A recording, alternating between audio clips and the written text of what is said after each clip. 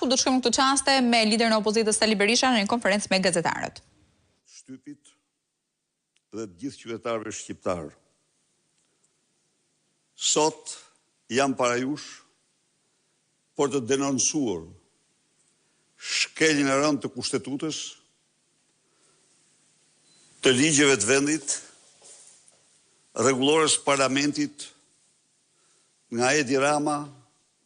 në mbrojtje të vetes, de facto të vetes, në aparencë Belinda Ballukut. Në qoftë se rregullorja e parlamentit parashikon që brenda 2 javëve raporti i Komisionit Mandateve,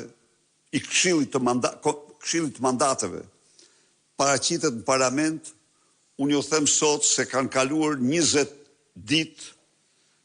nga data e dorëzimit në parlament të kërkesës së prokurorëve për heqjen e imunitetit dhe arrestimin e Lubi Ballukut për veprat të rënda penale, afera të cilat shkojnë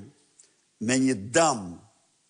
të qytetarëve shqiptarë të barabartë me 1.2 miliard euro. Edi Rama sfidon në këtë mënyrë, në një grush shteti, qytetarët shqiptarë, të cilët presin me të drejtë dhe pa durim të shohin para ligjit qeveritarët hajdut që janë bërë milionerë, miliardierë me taksat dhe pasuritë e tyre. Edi Rama, në vend të dorëheqjes së tij të menjëhershme, ju bëri ditur shqiptarëve se ai është i gatshëm të përdorë 83 mandatet e krimit për të mbrojtur miliardat e vjedhura prej tij dhe bashkëpunëtorët e tij. Ai u bëri qartë shqiptarëve se vjedhjet monstruoze të qindra milion euroje nga Linda, nga bazhanaku i tij, me ndihmën e lindës Kunad dhe lindës drejtoresh e Akshit, nuk janë asgjë, janë përdorim parash dhe jo grabitje, plaçkitje. Dhe për të parandaluar çdo lloj mundësie që Mirlinda e Akshit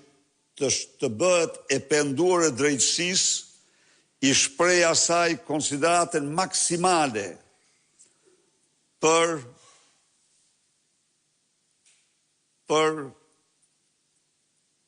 mundësinë apo pasurimin e tij me qindra milion euro të Akshit nëpërmjet